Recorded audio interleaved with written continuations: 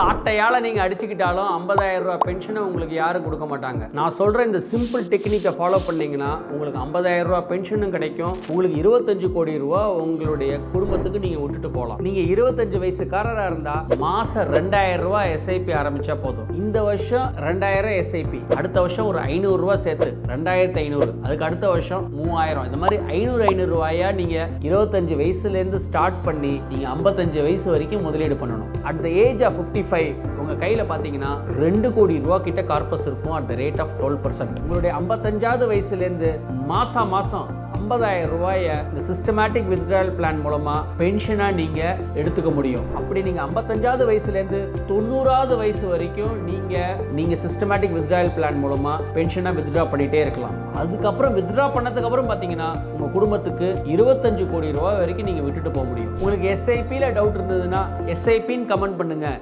இதை நீங்கள் எப்படி அச்சீவ் பண்ணுறதுங்கிறத உங்களுக்கு நாங்கள் டிஎம் பண்ணுறோம்.